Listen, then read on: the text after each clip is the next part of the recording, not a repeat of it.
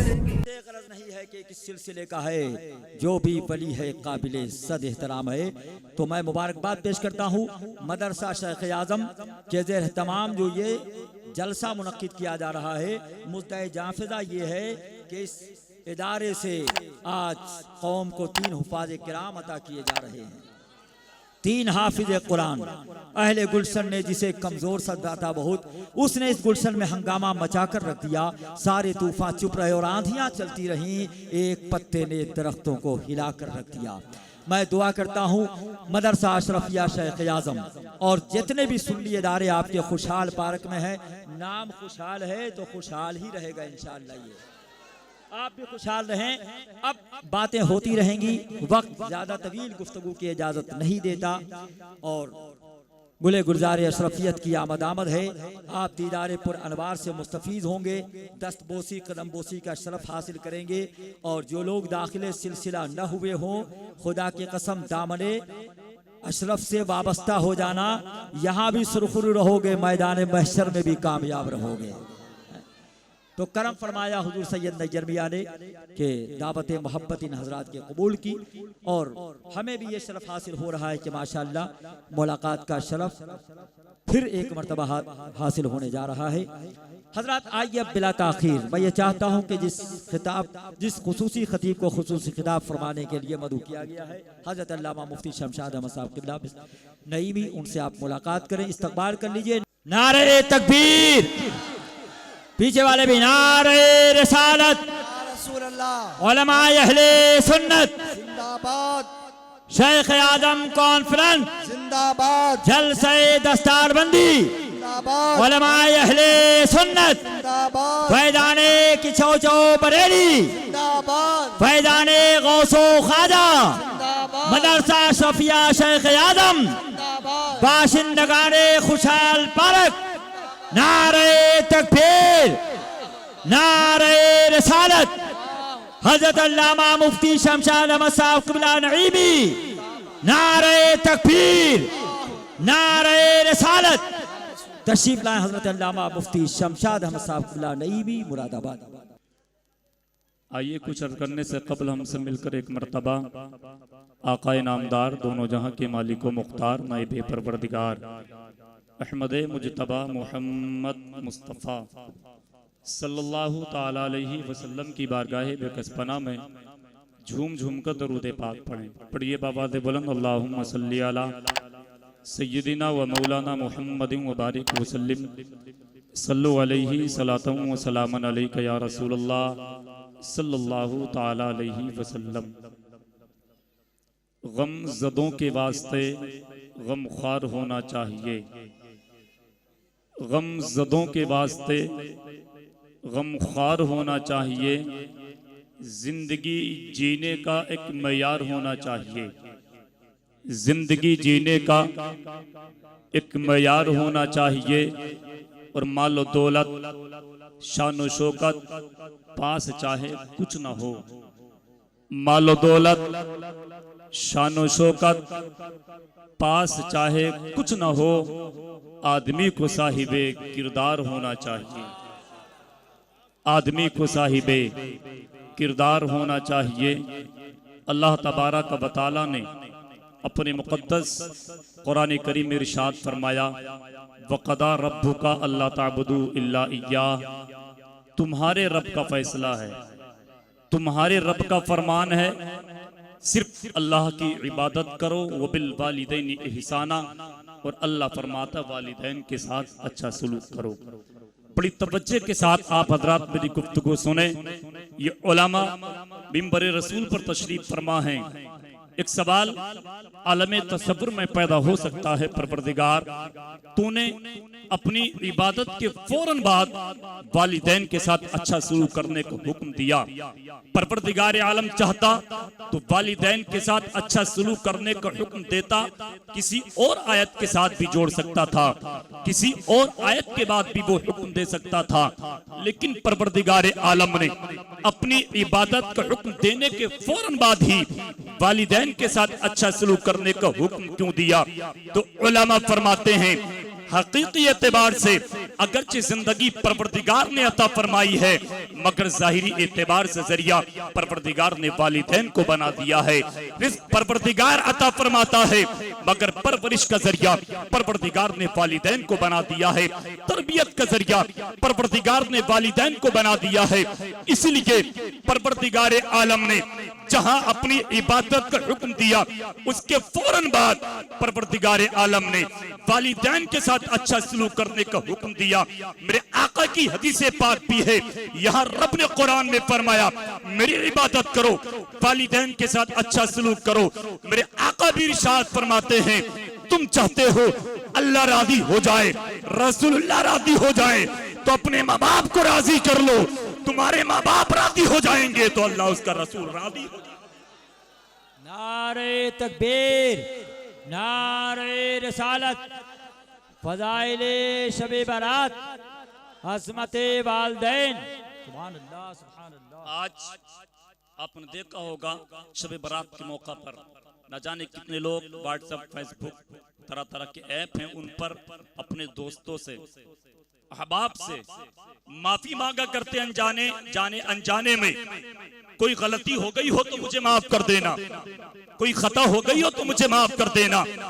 मैं कहता हूं तूने अपने दोस्तों से माफी मांगने से पहले क्या अपने करेबान में झांक करके देखा कि कहीं घर में मेरी माँ तो नाराज नहीं बैठी है, कहीं घर में मेरे बाप तो नाराज नहीं बैठे हैं।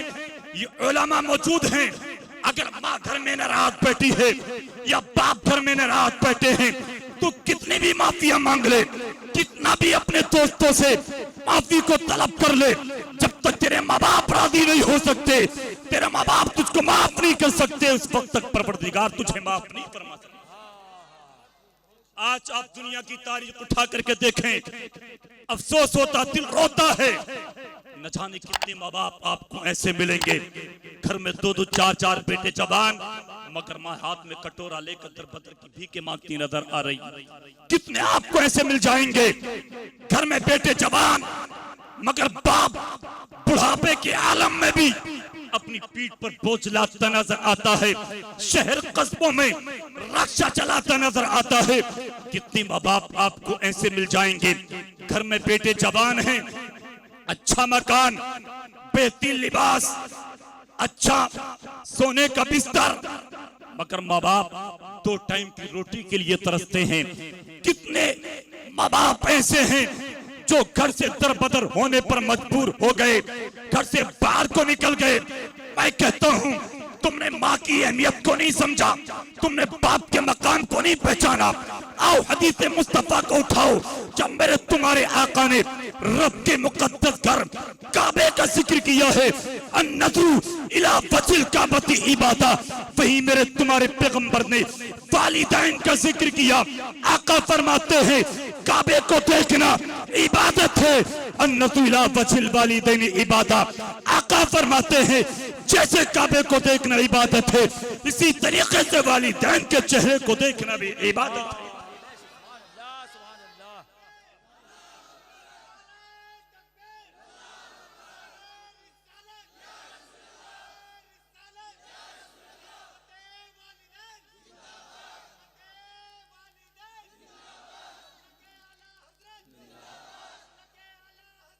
माशाअल्लाह, माशाअल्लाह, वाह वाह वाह वाह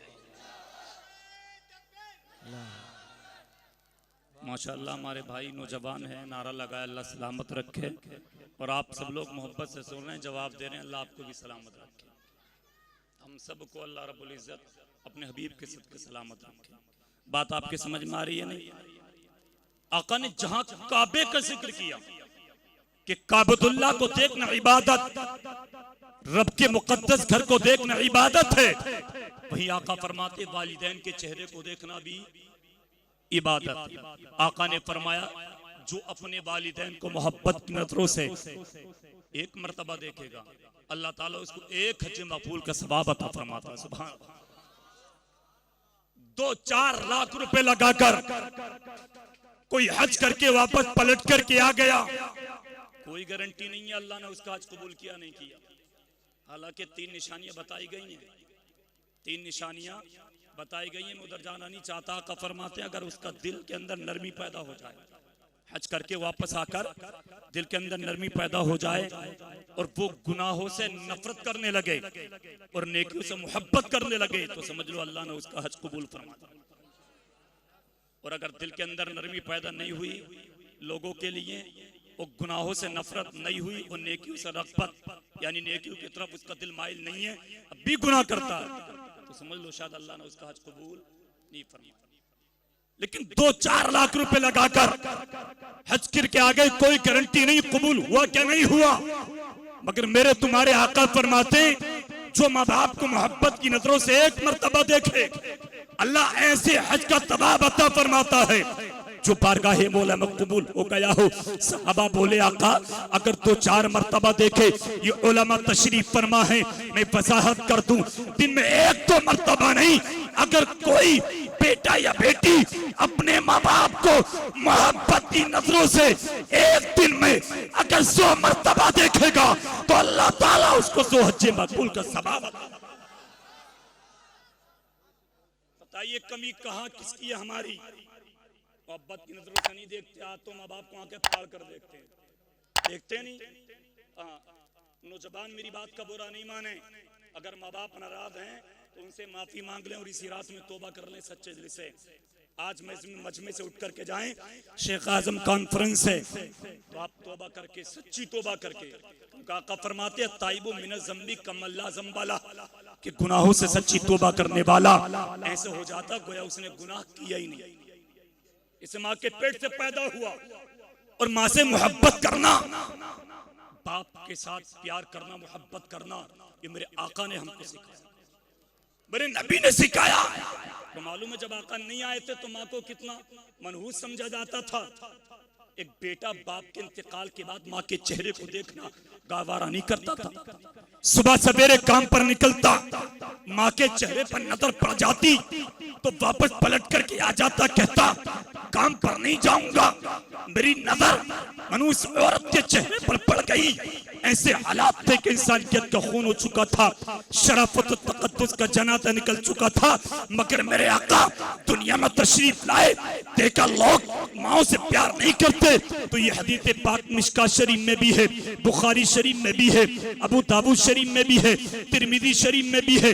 मैं अरबी ना पढ़कर मफहूम आप तक पहुंचा दूं। सहाबा की अंजुमन सजी है, मेरे आका करीम मिंबर रसूल पर तशरीफ फरमा है, कुर्सी ये खिताबत पर है, मेरे आका बात फरमा रहे, लोगों को नसीहत कर रहे हैं कि अचानक सहाबा किराम ने क्या देखा कि तकरीर करते करते मेरे तुम्हारे आका ने अपनी तकरीर को बंद कर दी, गुफ्तगू को रोक दिया। सहाबा हैरान परेशान कि आका ने गुफ्तगू को रोक क्यों दिया, तकरीर बंद क्यों कर दी। सहाबा ने पीछे मुड़ करके देखा तो क्या देखते, एक औरत ज़ईफा नतबा बहुत कमजोर औरत मेरे आका करीम की तरफ चली आ रही है। मोहब्बत से बोले सुभान अल्लाह। हमें बार बार सुभान अल्लाह बोलने भी नहीं कहता अपनी तकरीर में, मेरी आदत नहीं है। सुभान अल्लाह बोलने में अल्लाह कितनी ने किया था फरमाता 90 ने किया। मेरी सोच ये रहती है जिनको नेकियों की जरूरत होगी वो बोलेंगे और जिनकी नेकियां ज्यादा हो चुकी होंगी वो नहीं बोलेंगे। काम वही करता जिसको जरूरत होती है। तो आका ने तकरीर बंद कर दी। सहाबा ने पीछे मुड़कर देखा तो क्या देखते, एक औरत मेरे नबी की करीब आ रही, आका करीम की बारगाह की तरफ चली आ रही है। उस सहाबा ने देखा जब वही औरत मेरे आका करीम की बारगाह में आ गई, आपके करीम में आ गई, तो मेरे आका करीम ने जिस जगह पर बैठे थे उस जगह को छोड़ दिया और आने वाली औरत के इस्तेकबाल के लिए खड़े हो गए। खड़े होने वाली जात किसकी जात है? सारी कायनात के मालिक को मुख्तार की जात। ये उस की जात है कि जिसके सत्ते में परवरदिगार ने सारी कायनात को पैदा फरमाया। मैं तो कहता हूँ ये वो नबी है जिसने अपनी एक उंगली के इशारे से आसमान पर गर्दिश करने वाले चांद के 2 टुकड़े फरमा दिए। ये वो पैगंबर है जिसके एक इशारे पर डूबा हुआ सूरज हजरत अली की नमाज असर के लिए वापस पलट करके आ गया। ये वो पैगंबर है जिसके कदमों में दरख्त चले आए। ये वो नबी है जिसने उंगलियों के काइयों से पानी के चश्मे जारी फरमा दिए, ये वो पैगंबर है कि जिसने 10 सहाबा को दुनिया के अंदर जन्नत की बशारत अता फरमा दी। ये वो पैगंबर है कि जिसको परवरदिगार ने सारी कायनात के लिए मालिक को मुख्तार बनाकर दुनिया में पैदा किया। वो नबी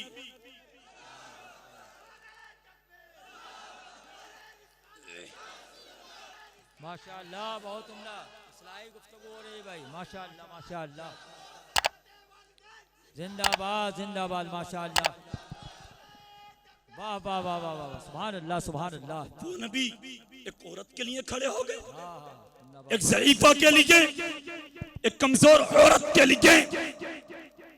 जब औरत करीम में आ गई, मेरे आका करीम ने, हुज़ूर नबी करीम सल्लल्लाहु ताला अलैहि वसल्लम ने अपनी जगह पर सीने से लगाया और आने वाली औरत को अपनी जगह पर बिठा दिया। सुभान कहना, सुभान अल्लाह सुभान अल्लाह। अरसो मारूस के बाद, गुफ्तगू के बाद जब औरत चली गई, 2 रिवायतें मिलती हैं। एक तो ये कि मेरे आका करीम ने समझ लिया सहाबा जानना क्या चाहते हैं, क्योंकि अल्लाह ने मेरे नबी को इल्म गैब अता फरमाया। मदीने मुनव्वरा के अंदर जब इल्म गैब पर कीचड़ उछाला गया, उंगलियां उठाई गई, तो हज़रत अली मस्जिद नबवी में खड़े होकर इरशाद फरमाते लोगों से, लोगों तुम नबी के इल्म गैब पर उंगलियां उठाते हो, मैं नबी नहीं, नबी का गुलाम अली हूँ, मैं नबी का गुलाम अली हूँ। तुम नबी के इल्म की बातें करते हो, आओ मुझसे पूछो, जो पूछोगे अली बताएगा। दुनिया की बातें नहीं, अर्श आज़म की बात पूछोगे अली बताएगा। एक खड़े होकर बोला, आपने बहुत बड़ा दावा किया, अर्श आज़म की बात करते हो कि तुमने खुदा को देखा। अली गुस्से में आए, इरशाद फरमाया, नादान, अरे अली पहला सिजदा करने के बाद दूसरा सिजदा जब तक मुकम्मल नहीं करता, जब तक के अपने परवरदिगार का दीदार। आका ने फरमाया, अली के नाम का नारा लगा नहीं सकता, अली के नाम का नारा लगा नहीं सकता, और अली का बेटा अगर इजाजत नहीं दे तो, अली का बेटा अगर इजाजत नहीं दे तो किसी का बाप भी जन्नत में जा नहीं सकता।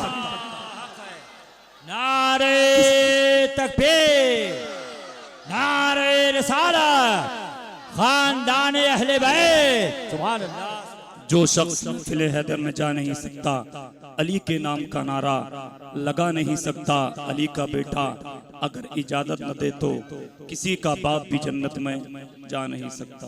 दुरूद पाक पढ़िए, फिर इंशाअल्लाह मैं अपनी तक़रीर शुरू करूँ। अल्लाहुम्मा सल्ली अला सय्यदिना मौलाना मुहम्मद वसल्लम सल्लल्लाहु अलैहि वसल्लम अलैका या रसूलल्लाह सल्लल्लाहु ताला अलैहि वसल्लम। तो बात है, हज़रत अली ने क्या फरमाया, मैं दूसरा सिजदा जब तक को मुकम्मल नहीं करता, जब तक रब का दीदार नहीं कर लेता। इसलिए आका ने फरमाया, अना मदीनतुल इल्मी व अलीयुन बाबूहा। आका फरमाते, मैं इल्म का शहर और अली उसका दरवाजा। किसी ने पूछा, अली इतना इल्म मिला कहां से, इतना इल्म आ कहां से गया? हजरत अली फरमाते कि जब नबी को गुस्ल दिया गया, बादे गुस्ल मैंने देखा नबी की आंखों के पलकों पर पानी के कुछ कतरात हैं। मोहब्बत के साथ मैंने अपने चेहरे को नबी के चेहरे के करीब में किया। आंखों के पलकों पर जो पानी के कतरात थे, मैंने लबों से चूस लिया। पानी के कतरात का पीना था कि परवरदिगारे आलम ने मेरे सीने को इल्म से माला माल फरमा दिया। नबी की आंखों के पलकों पर पानी के कतरात का जब आलम ये है, तो जाते नबी का आलम क्या हो? तो मैं ये अर्ज कर रहा था कि आका करीम ने समझ लिया सहाबा जानना क्या चाहते। एक दूसरी रिवायत, नबी के गुलाम खड़े होकर फिदा का उम्मी बाबी या रसूल अल्लाह, आका मेरे माँ बाप आप पर कुर्बान हो जाएं। आप मेरी तरफ तवज्जो रखिए, ये उलमा आ रहे हैं, इनको आने दीजिए, मेरी तरफ तवज्जो रखिए और बस बोलें सुभान अल्लाह। दूसरी रिवायत, एक नबी के गुलाम खड़े हुआ, आका हम जानना चाहते हैं, सारी दुनिया आपके सत्ते में पैदा की गई, सब आपके लिए खड़े होते हैं, आप आज एक औरत के लिए खड़े हो गए, एक ज़ईफ़ा के लिए, एक कमजोर औरत के लिए। आका बड़ी खुशनसीब है ये औरत जो आपसे गुफ्तगू के बाद जा चुकी है। आका हम जानना चाहते हैं ये कौन औरत है। मेरे आका मुस्कुराए, इरशाद फरमाया, ऐ मेरे सहाबा, जिसको तुम कमजोर समझ रहे हो, जिसको ज़ईफ़ा एक नातबा समझ रहे हो, तुम जानना चाहते हो औरत कौन? अर्ज करते आका फरमाई के मेरे आका ने इरशाद फरमाया, ऐ मेरे सहाबा, ये वो औरत थी जिसने तुम्हारे नबी को अपने सीने से लगाकर पाला है, परवरिश किया है। उसी औरत का नाम हज़रत हलीमा सादिया रज़ियल्लाहु ताला अन्हा है। मुझे कहने का हक तो, जब मेरे नबी को एक दूध पिलाने वाली माँ से इतनी मोहब्बत है कि इस्तेक़बाल के लिए खड़े हो जाए, तो जिस माँ हज़रत आमीना ने पैदा किया है, उस माँ से मोहब्बत करने का आलम क्या हो। लेकिन आज हमने माओ से प्यार करना, बाप से प्यार करना आज हमने छोड़ दिया। मैं एक आले रसूल की मौजूदगी में और इन उलमा किराम की मौजूदगी में बड़ी जिम्मेदारी के साथ एक जुमला आप तक पहुंचा रहा हूं और गौर से सुनने।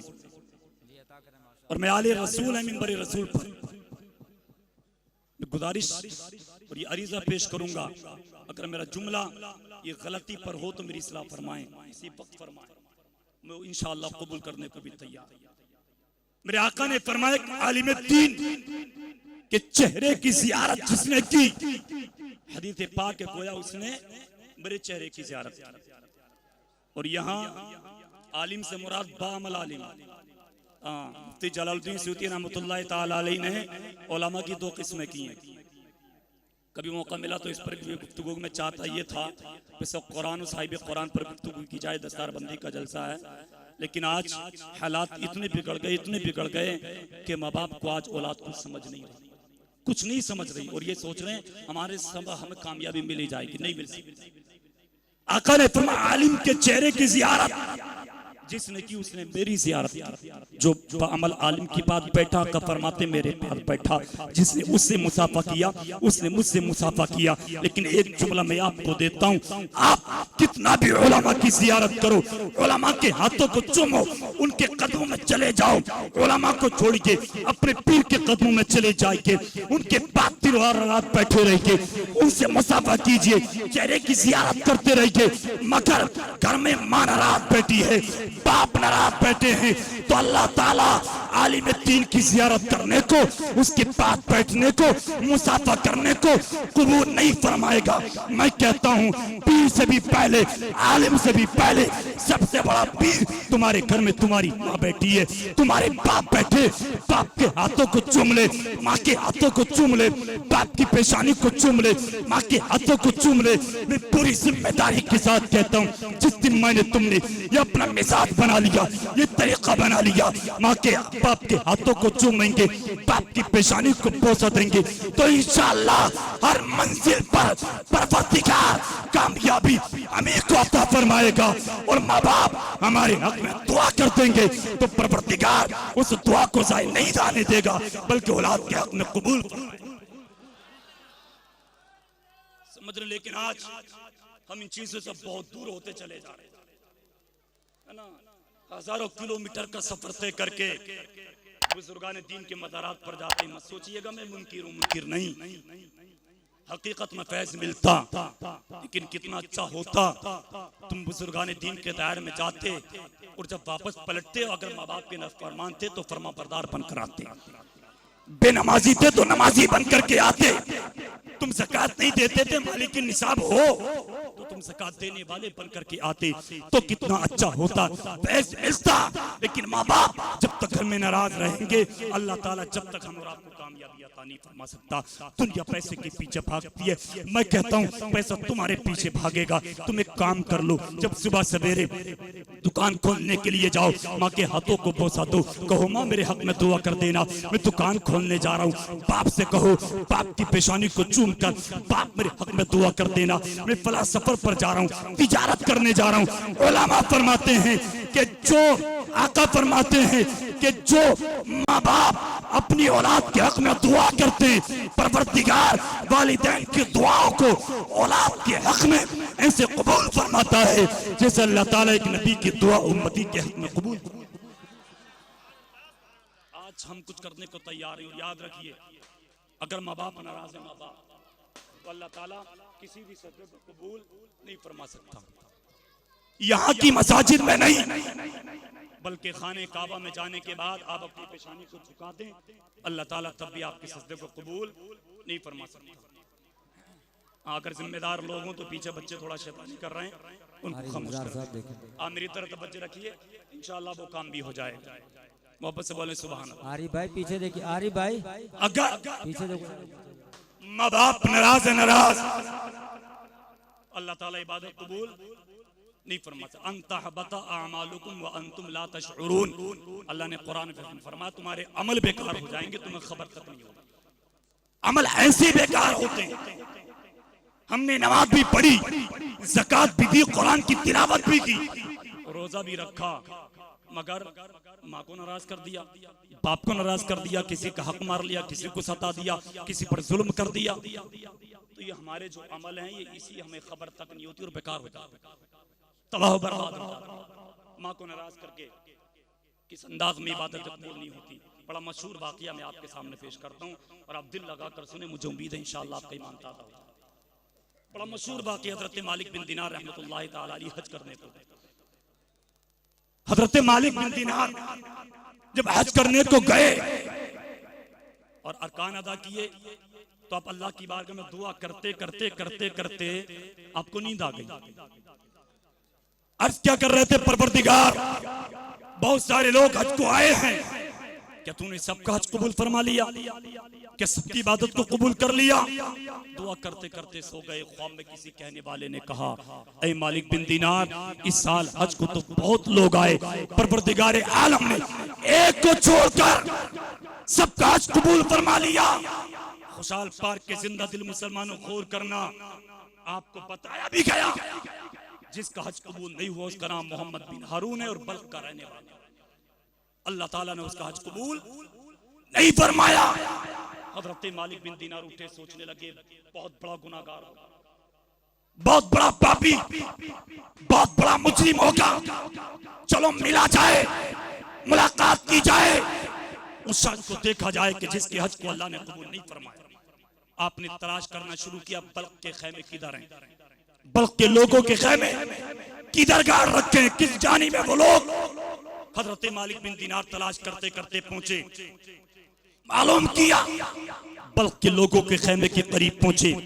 आपने फरमाया मोहम्मद बिन हारून किसका नाम है? लोगों ने कहा वो तो बड़ा नेक है, वो तो बड़ा परहेजगार, बड़ा तकवेदार, बड़ा इबादत गुजार, उसने तो अपना खैमा भी पहाड़ की जानिब अलग गाड़ रखा। आप देखेंगे तो अल्लाह की इबादत में मशगूल मिलेगा। सुभान अल्लाह। जब बात ताज्जुब में डाल देने वाली है क्या नहीं है? अल्लाह ने हज भी कबूल नहीं फरमाया और लोग परहेजगार कह रहे हैं, नेकोकार बता रहे हैं, और जिसको बस्ती वाले परहेजगार बता दें बाकी वो परहेजगार होगा क्या नहीं होगा? मुतअद्दिद मकामात पर इसलिए अल्लाह ने कुरान में वालिदैन के ताल्लुक से फरमाया, अनिश्कुर ली वली वालिदैन। अल्लाह फरमाता मेरा शुक्रिया अदा करो और अपने वालिदैन का शुक्रिया अदा करो। वही अखज़ना मीसाक़ बनी इस्राईल ला तअबुदूना इल्लल्लाह व बिल वालिदैन इहसाना। याद करो जब अल्लाह फरमाता हमने बनी इसराइल से अहद लिया कि सिर्फ अल्लाह की इबादत करो और वालिदैन के साथ अच्छा सलूक करो। वबर्रम बिवालिदती, हजरत ईसा अल्लाह ने फरमाया रब ने मुझे मेरी वालिदा का फरमाबरदार बनाया। सुभान अल्लाह। हम आप पैगंबर वालिदा के फरमाबरदार होने पर फख्र महसूस कर रहे हैं, फख्र।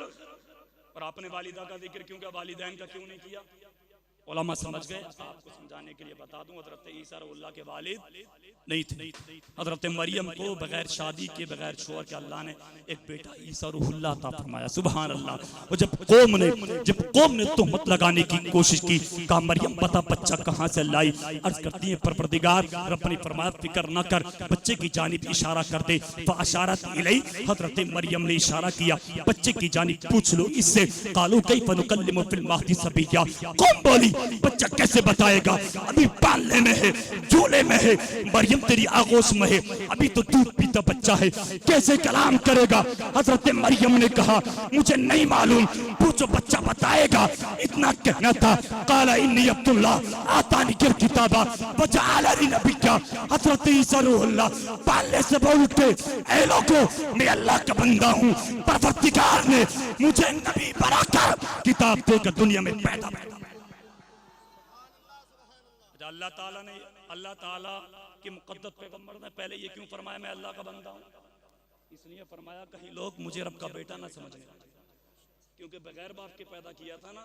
पहले ताकीद की मैं अल्लाह का बंदा, फिर फरमाया अल्लाह ने मुझे नबी बनाकर किताब देकर पैदा किया। इसलिए हज़रत ईसा ने कहा वबर्रम बिवालिदती, रब ने मुझे मेरी वालिदा का फरमा बरदार बनाया। वबर्रम बिवालिदै, हज़रत यहया कहते परवरदिगार ने मुझे मेरे वालिदैन का फरमा बरदार बनाया।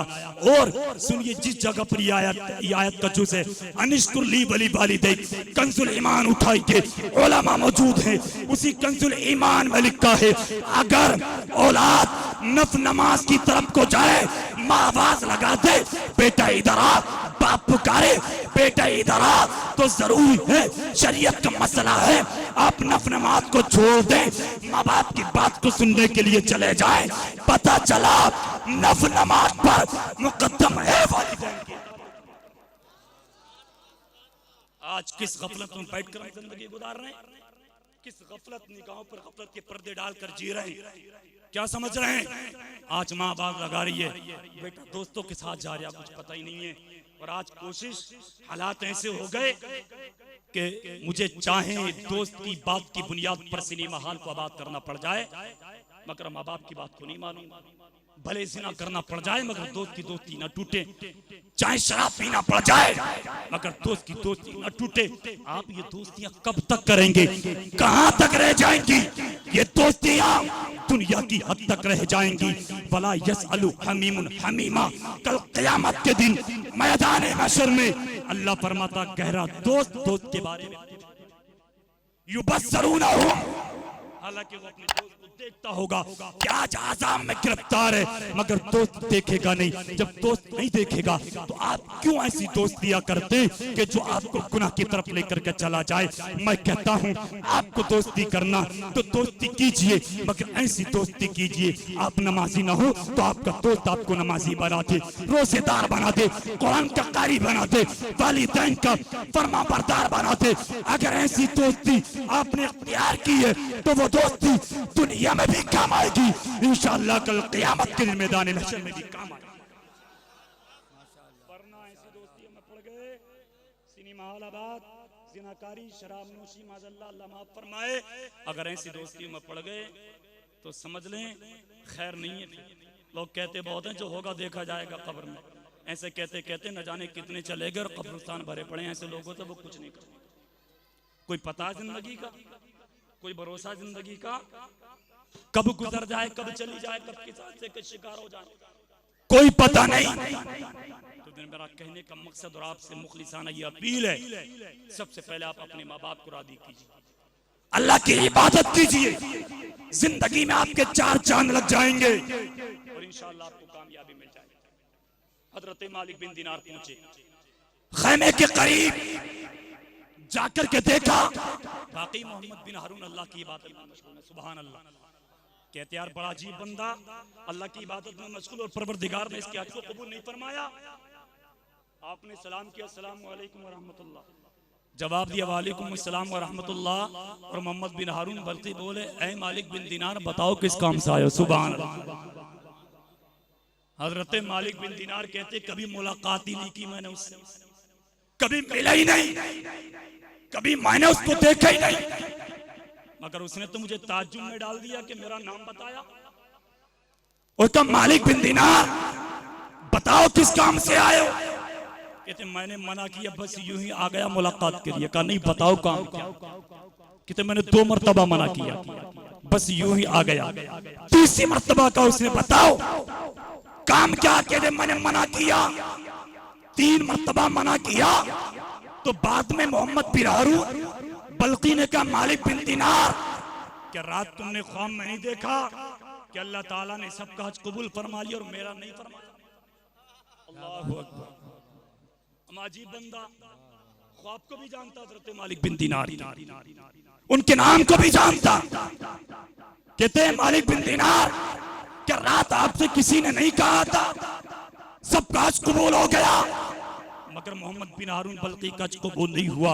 हजरत मालिक बिन दीनार कहते हैं हाँ मोहम्मद बिन हारून, मामला तो यही है, आया तो इसीलिए था मुलाकात के लिए, इसी बात को पूछने के लिए, मगर पता तो सही मोहम्मद बिन हारून बल्कि की आंखों में आंसू आ गए, इसके बाद हो गई आंखें, और रोते हुए कहा ऐ मालिक बिन दीनार, ये पहली मर्तबा नहीं कई मर्तबा हज बैतुल्लाह के लिए मैं आ चुका हूँ, मगर हर मर्तबा परवरदिगार अपनी किसी न किसी नेक बंदे के जरिए ये खबर मुझ तक पहुंचवा देता है कि अल्लाह ताला ने मोहम्मद बिन हारून बल्कि के हज को कबूल नहीं फरमाया। कहते मोहम्मद बिन हारून बल्कि हज कबूल नहीं होता, कई मर्तबा आ गए, कहाँ कई मर्तबा आ गया। खुशहाल पार्क के जिंदा दिल मुसलमानों, लोनी के जिंदा दिल मुसलमानों, जरा जुमलों पर गौर करना। कहते कई मर्तबा आ गए, कहते बात क्या, मामला क्या, हज कबूल ना होने की कोई वजह, कोई सबब? कहते हाँ इसके पीछे एक बहुत बड़ा राज है, क्या मैं वो राज जानना चाहता हूँ, वो वजह वो सबब जानना चाहता हूँ। मोहम्मद बिन हारून बल्कि ने रोते हुए कहा ऐ मालिक बिन दीनार, मैं बहुत बड़ा गुनाहगार था, रोजे मैं नहीं रखता था, ज़कात मैं नहीं देता था, हज मैं नहीं किया था कभी भी, मैं गुनाहों में जिंदगी गुजारता, शराब पीने की मेरी आदत थी, जिना करने की मेरी आदत थी, मगर मेरी माँ बड़ी नेक थी, बड़ी परहेजगार पारसा थी। कहते रमजान के महीने में एक दिन मैं शराब पीकर नशे की हालत में अपने घर को वापस पलटा, और जब घर आया शाम का वक्त था, मैंने घर आने के बाद माँ से कहा माँ मुझे खाना चाहिए, माँ मुझे भूख लगी है। कहते मेरी माँ ने मुझे डांटा, मेरी माँ ने मुझे समझाया ऐ बेटा अगर तू रोजे नहीं रखता तो कम से कम रमजान के महीने का अदब और एहतराम तो किया कर, अगर तू रोजे नहीं रखता तो कम से कम रोजेदारों का ख्याल तो किया कर। कहते मेरी माँ ने डांटा, मुझे झिड़का, तो माँ की डांट को मैं बर्दाश्त नहीं कर पाया, शराब के नशे में था, गुस्से में आकर मैंने आगे बढ़ा, अपनी माँ के थप्पड़ मार दिया, माँ के थप्पड़ मारा, माँ पीछे को गिरी, तनूर चल रहा था, माँ तनूर में गिरी, गिरकर उसी वक्त मेरी माँ का इंतकाल। अल्लाहु अकबर। मोहम्मद बिन हारून बल्कि ने कहा शराब के नशे में, शराब के नशे में आज कितने घर बर्बाद हो गए शराब की बुनियाद पर, ना जाने कितनी तलाकें हो गई शराब की बुनियाद पर। उलमा मिंबर नूर से, इमाम मसाजिद से कौम को समझाते हैं, कौम को बताते हैं शराब के करीब मत जाइए, जिना के करीब मत जाइए, अल्लाह और उसके रसूल के हकाम पर अमल कीजिए। मगर आज कौम समझने को तैयार नहीं, कौम अमल करने को तैयार नहीं। याद रखिए उलमा की कद्र और उनसे मोहब्बत करना भी आपकी जिम्मेदारी है, उनकी बात को सुनकर उस पर अमल करना ये आपकी जिम्मेदारी। आप कहोगे क्यों? तो उलमा मेरी क्या हैसियत है जो मैं उलमा की तारीफ कर सकता हूँ? कमा कहूँ इन उलमा की तारीफ तो मेरे आका ने फरमाई है, सुभान अल्लाह। मेरे आका ने की तारीफ, जब मेरे आका के फिसाल का वक्त करीब, आपके ज़हीन समातों तक जुमला देना चाहता हूँ। फिसाल का वक्त करीब, साहबा बोले आका जब जब नबी गया उम्मत भटकी, परवरदिगार ने उस उम्मत के लिए दूसरे नबी को पैदा फरमा दिया। आपके बाद आका कोई नबी आएगा नहीं। अगर आपकी उम्मत भटक गई, आपकी उम्मत राह रास्ते हट गई, गुमराही में चली गई, तो आका आपकी उम्मत की रहनुमाई कौन फरमाएगा? कौन उसको राह रात पर लाएगा? मेरे आका ने इरशाद फरमाया ला नबी आबादी, ऐ मेरे सहाबा मेरे बाद तो कोई नबी नहीं आएगा, मगर मेरे सहाबा सुनो, मेरे बाद मेरी उम्मत की रहनुमाई, मेरी उम्मत के उलमा। उलमा वरसतुल अंबिया, उलमा नबियों के वारिस है, सुभान अल्लाह। वो नबी के वारिस से बढ़कर किसी वारिस का मकाम नहीं हो सकता, नहीं हो सकता। आज जो बच्चे फारिग हो रहे हैं ना, 3 बच्चे, थोड़ी इजाजत हो तो 5-10 मिनट की उधर भी इशारा कर दूं। हाँ इंशाअल्लाह अहले रसूल बैठे, मैं कोशिश करूंगा जल्दी तकरीर खत्म हो जाए। आज फारिग हो रहे हैं ना, ये उलमा बैठे, आका फरमाते हैं एक तालिब इल्म अगर एक कब्रिस्तान से गुजर जाए तो 40 दिन का अदाब उठा लिया जाता है।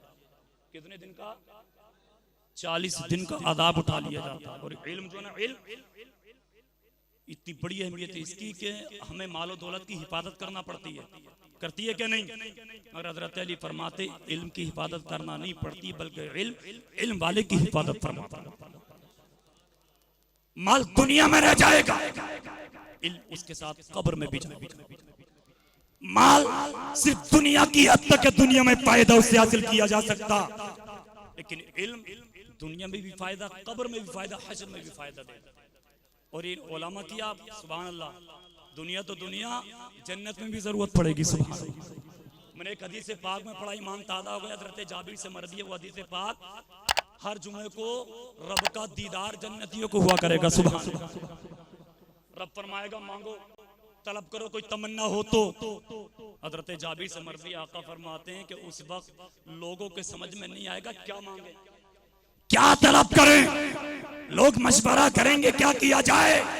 लोग कहेंगे चलो दुनिया में उलमा बताते थे, आज भी उलमा की बारगाह में, उलमा की बारगाह में हज़रत जाबिर से मरवी लोग जाएंगे, उलमा से पूछेंगे, उलमा उनको बताएंगे, बताइए चला उलमा की जरूरत दुनिया में भी पड़ती है और उलमा की जरूरत जन्नत में जाने के बाद। और इतना ही नहीं, बामल उलमा है तो ये जहन्नमियों को जन्नत भी दिलाएंगे। सुभान अल्लाह। एक हदीस पाक में इज़ा इज्तमअल आलिम वल आबिद अला सिरात इला आखिर हदीस, आलिम और आबिद जब पुल सिरात पर जमा होंगे, पुल सिरात पर जमा होंगे आलिम और आबिद। आबिद किसे कहते हैं आप जानते हैं? इबादत करने वाले, है ना, जो इबादत गुजार तकबेदार हो। जब ये जमा होंगे तो अल्लाह आबिद से इरशाद फरमाएगा तू जन्नत में चला जा अपनी इबादत की बुनियाद पर। जब जन्नत में तुझे इनाम दे दिया गया जन्नत में जाने का, आलिम से रब इरशाद फरमाएगा ठहर जा यहीं पर। सुभान अल्लाह। और हदीस पाक में रब फरमाएगा उस अपने बंदे से, आलिम से, बाअमल से, ऐ मेरे बंदे दुनिया में जो तुझसे मोहब्बत किया करते थे, तू चाहता है तो उनकी भी बख्शिश करा ले। जो तुझसे मोहब्बत रखते थे, तू चाहता तो बख्शिश करा, उनकी मग़फ़िरत के लिए कह, जिसके लिए तू कहेगा आज तेरे कहने पर उसको बख्शा जाएगा। सुभान अल्लाह। तो बड़े खुश नसीब है वो लोग कि जिन्होंने इन हुफ़ाज़ क़ुर्रा उलमा को अपने घरों पर खाना खिलाया। बताइए जब मोहब्बत का आलम ये होगा तो खाना खिलाने की बुनियाद पर आलम क्या होगा। और मोहब्बत ये भी है आप खाना खिलाएं, मोहब्बत ये भी है कोई गरीब बच्चा तो उसके लिए पूरा इंतजाम तालीम का कर दें। और मोहब्बत ये भी है आप उनकी पढ़ाई के लिए मदरसे में अपना कुछ कीमती पैसा खर्च करें। अब तालीम के लिए पैसे की जरूरत पड़ती है कि नहीं पड़ती है? ये मत सोचना आप कहीं चंदा करने बैठ के मुदर्रिसीन ने यहाँ के कह दियो, ऐसा नहीं। मैं बताना चाहता हूँ बगैर पैसे के आका ने फरमाते वो वक्त भी आएगा बगैर दिनार, बगैर दिरहम, बगैर पैसे के दीन का काम नहीं हो पाएगा। मुझे बताइए मदरसे के लिए जब तक पैसा नहीं होगा बच्चे पढ़ेंगे कहाँ से? और फिर वहां खर्च करना और फिर नबी की मिलाद के मौका पर खर्च करना तो मजीद 4 चांद लग जाएंगे। सुभान अल्लाह। और 4 चांद। एक किताब हवाला नोट करें, नेमतुल कुबरा, सफ़ा 7 से 12 तक चंद साहब मुफस्सिरीन के अक़वाल है, मगर मैं 1-2 पेश कर दूं। क़ाला अबू बकर सिद्दीक़ रज़ियल्लाहु तआला अन्हु मन अनफ़क़ दिरहमन अला क़िराअति मौलिदिन नबी सल्लल्लाहु तआला अलैहि वसल्लम काना रफ़ीक़ी फ़िल जन्नह। सदाकत के ताजदार हज़रत अबू बकर सिद्दीक़। कौन अबू बकर सिद्दीक़? जिसके बारे में आका ने फरमाया नबियों के बाद सारे लोगों में अगर कोई अफजल है तो मेरा अबू बकर सिद्दीक़ अफजल है। वही अबू बकर फरमाते कि जो नबी की मिलाद के मौका पर 1 दिरहम खर्च कर देगा, 1 रुपया खर्च कर देगा, काना रफ़ीक़ी फ़िल जन्नह। आप फरमाते जन्नत में उसको मेरा दोस्त बना दिया। किसका दोस्त बनेगा जन्नत में? हज़रत अबू बकर सिद्दीक़ का। मैं तो ये कहता हूँ मौला उनकी शान तो बहुत निराली, बहुत आला। जो दुनिया में तेरे ने एक जन्नती बंदा उसी के साथ हमारा शिर फरमा देना तो बेड़ा पार हो जाए। और हज़रत उस्मान गनी फरमाते हैं मन अनफ़क़ दिरहमन अला क़िराअति मौलिदिन नबी सल्लल्लाहु तआला अलैहि वसल्लम फ़कअन्नमा शहीदा ग़ज़वत बद्र व हुनैन। हज़रत उस्मान गनी फरमाते जो नबी की मिलाद के मौका पर 1 दिरहम खर्च कर देगा गोया वो ऐसा है जैसे जंगे बदर, जंगे हुनैन के जिहाद में शरीक हो। तो खर्च करना भी कम नहीं है। आप बच्चों को खाना खिला रहे हैं, बहुत बड़ी बात। बच्चों के लिए खर्च कर रहे हैं, बहुत बड़ी बात। मदरसे के लिए खर्च कर रहे हैं, बहुत बड़ी बात।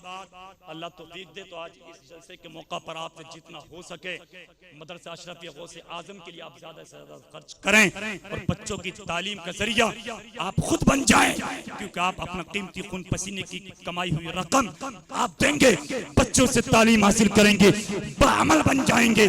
और याद रखिए, अगर एक भी बाअमल बन गया, एक भी कामयाब हो गया तो ज्यादा की जरूरत नहीं। अगर एक भी अमल कामयाब है तो इंशाअल्लाह बख्शवाने के लिए वो एक ही जरिया बन जाएगा, वो एक ही काफी हो जाएगा इंशाअल्लाह। तो मैं ये अर्ज कर रहा था कि उलमा से भी मोहब्बत कीजिए, इनकी बात को सुनकर, इनकी गुफ्तगू को सुनकर अमल कीजिए। आज जिनाकारी शराब नोशी आम होती चली जा रही, न जाने कितने घर बर्बाद हो गए, कितने लोग बिगड़ गए शराब नोशी जिनाकारी की बुनियाद पर। मगर मैं एक बात और कहूंगा, माँ बाप भी जिम्मेदार है अपनी औलाद को बिगाड़ने में। कहीं ना कहीं माँ बाप का भी हाथ होता है, कभी ना कभी माँ बाप का भी हाथ होता अपनी औलाद को बिगाड़ने में। आपको हो गया इतना बड़ा जुमला कि माँ बाप को औलाद कैसे बिगाड़ सकती है, माँ बाप औलाद को माँ बाप कैसे बिगाड़ सकते हैं। हाँ मैं कहूँगा, माँ नहीं चाहती बेटा बिगड़ जाए, बाप नहीं चाहते कि बेटा बिगड़ जाए, मगर मुझे बताइए कितने काम ऐसे हैं जो खिलाफ शरा माँ बाप अपने बच्चों से कराते। आज बालों की कटिंग देखे बुरा ना माने, मेरी बात को जरा गौर से सुने। इस शबे बारात के मौका पर मैं चाहता ये हूँ, आज अज़्म पुख्ता इरादा करके यहाँ से सच्ची तौबा करके उठे कि कभी गुनाह नहीं करेंगे, गुनाहों की तरफ कभी नहीं जाएंगे, नेकियों की तरफ कदम को उठाएंगे, बढ़ चढ़कर मसाजिद मदारिस में भी हिस्सा लेंगे, माँ बाप के साथ अच्छा सलूक करेंगे। कितने माँ बाप ऐसे हैं जो बच्चा छोटा, मैंने 7-8 साल तक के बच्चों की बालों की कटिंग ऐसी देखी है, बीच में रखे दाएं बाएं से गायब। मुझे बता वो कटिंग कराने वाला बाप नहीं है तो और कौन है? या तो बड़ा भाई होगा या बाप होगा। खिलाफ शरा लिबास पहनाते बाप नहीं है तो और कौन है? ना जाने मैं कितने काम आपको ऐसे गिनवा सकता हूँ कि जो माँ बाप अपनी औलाद को कराते हैं। तो क्या माँ बाप का हाथ नहीं है बिगाड़ने में? हाँ, आपने काश अपनी औलाद को वक्त दिया होता, काश उनको तालीम दी होती। मेरे आका की हदीस से पाक है, औलाद के हुकूक तो बहुत सारे माँ बाप पर, मगर 3 हक ऐसे हैं अगर आपने अदा नहीं किए, कल क़यामत के दिन पकड़ होगी आपकी भी, गिरफ्तारी होगी आपकी भी। आका फरमाते पहला हक तो ये है, अपनी औलाद के दिल में तुम नबी की मोहब्बत को डाल दो, सुभान अल्लाह।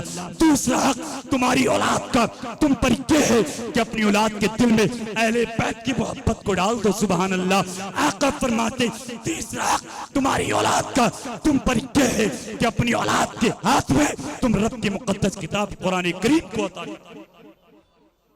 मुझे बताओ, अगर ये 3 चीजें नबी की मोहब्बत दिल में डाल दी, अहले बैत की मोहब्बत दिल में डाल दी, बैठ जाइए, बैठ जाइए, थोड़ा अफरा तफरी हो रही पीछे की वजह से, आप बैठ जाइए। मोहब्बत से बोलिए सुभान अल्लाह। मुझे बताइए, माँ बाप ने अगर औलाद के दिल में नबी की मोहब्बत डाल दी, अहले बैत की मोहब्बत को डाल दिया, कुरान हाथों में दे दिया, तो क्या वो औलाद कभी बिगड़ेगी? कभी नहीं बिगड़ सकती। और जब कभी और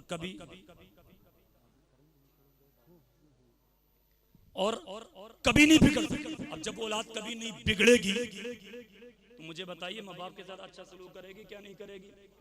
अच्छा एक बात बताइए, हुकूक अदा करने का नंबर पहले माँ बाप का आता है या औलाद का? बोलिए, समझदार हैं बाशूर लोग आप हज़रात, माँ बाप का आता नहीं? अब अगर माँ बाप ही अदा ना करें तो औलाद से फिर क्यों उम्मीद रखते हैं? मुझे बताइए, बात तो कड़वी है मगर आपको कड़वी लगेगी, मगर बात बिल्कुल सच है। आप अदा नहीं करते औलाद के हुकूक, तुम औलाद से क्यों उम्मीद रखते हैं?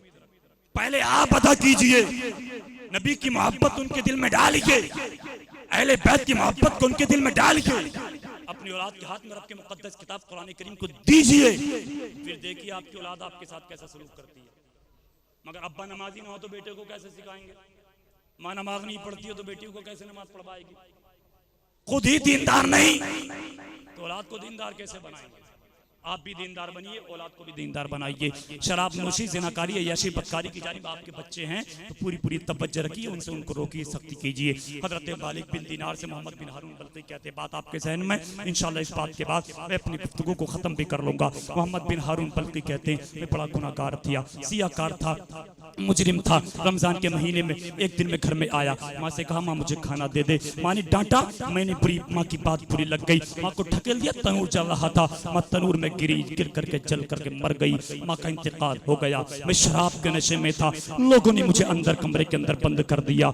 मैं रात गुजरी, दिन निकला, आधे दिन के बाद उठा, मुझे होश आया, बाहर निकला तो मैंने देखा मेरी बीवी अपने कपड़ों को एक जगह जमा कर रही, इकट्ठा कर रही। मैंने बीवी से पूछा, बीवी कपड़े जमा करने की वजह, इसका सबब, मामला क्या है? उस नेक शहजादी ने कहा मैं अपने वालिदैन के घर जा रही हूँ। कहा क्यों जा रही हो? उस इस्लाम की मुकद्दस शहजादी का जुमला था कि मैं माँ के कातिल के घर में किसी हाल में एक लम्हा भी अब जिंदगी नहीं गुजारूं। गौर करें, वो मेरी बहन, वो माँ जो कहते हैं कि तुम माँ बाप के साथ रहोगे तो हम तुम्हारे साथ नहीं रहेंगे, ये भी शहजादी थी इस्लाम की एक, जो कह रही है माँ को कत्ल किया, तुम्हारे घर में नहीं रहूंगी, माँ के कातिल के घर में नहीं रह सकती। मोहम्मद बिन हारून बल्कि कहते हैं मुझे पता चला, मैंने पूछा हुआ क्या? कहा माँ मर गई। कैसे मर गई? कहा तुमने थप्पड़ मारा, माँ तनूर में गिरी, गिर कर उसी में चल गई, मर गई। कहा माँ है कहाँ? कहा माँ को तो दफन कर दिया गया। कहा मुझे बताया नहीं? कहा माँ ने कहा था मेरे बेटे को मेरे करीब में मत आने देना, मेरा चेहरा मत देखने देना।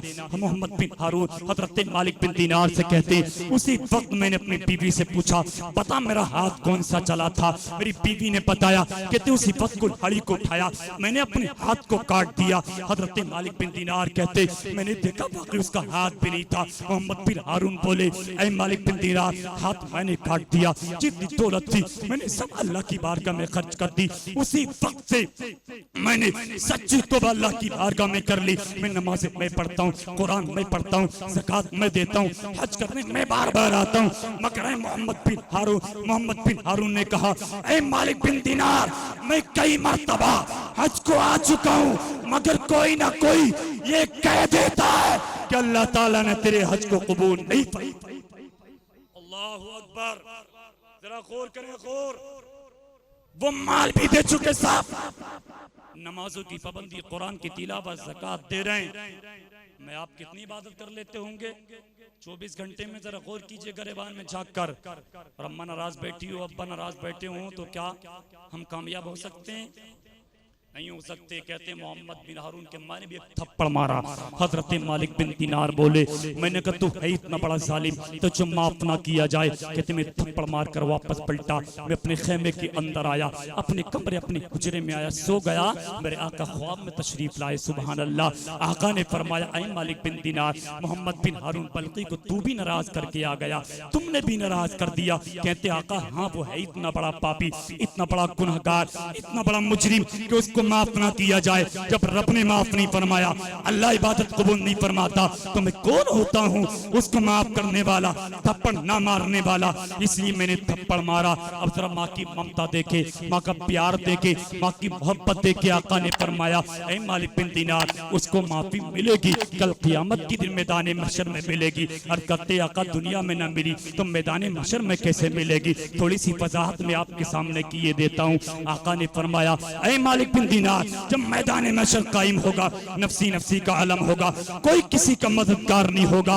अल्लाह ताला फरिश्तों को हुक्म देगा जाओ मोहम्मद बिन हारून को जहन्नम में लेकर के चले जाओ। फरिश्ते जहन्नम में लेकर के जाएंगे। मोहम्मद बिन हारून की नजर माँ के चेहरे पर पड़ जाएगी, कहेंगे माँ मुझे माफ कर दे, देख फरिश्ते मुझे जहन्नम में लेकर के जा रहे हैं, मैं जहन्नम में चला जाऊंगा। रब फरमाएगा क्या औरत माफ करती है? अर्ज करेगी मैं माफ नहीं करूंगी। रब फरमाएगा जाओ लेकर के चले जाओ। जब जहन्नम के करीब पहुंचेंगे, मोहम्मद बिन हारून बल्कि करीब में जाकर एक चीख निकल जाएगी।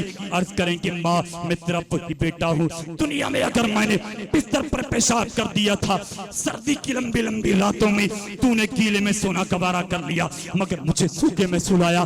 माँ मैं तेरा वही बेटा हूँ, अगर सर्दी की लंबी लंबी रातों में अगर मेरी तबीयत बिगड़ गई, तूने गर्म बिस्तर को ना देखा, गर्म लिबास को ना देखा, तूने बिस्तर को छोड़ा, डॉक्टरों के पास तो भागती नजर आई। माँ तूने मेरी तकलीफ को बर्दाश्त नहीं किया, माँ दुनिया में रहकर जब तूने मेरी तकलीफ को बर्दाश्त नहीं किया तो क्या आज मुझे जहन्नम की आग में जलता हुआ देख सकती है? क्या आज गवारा कर सकती है?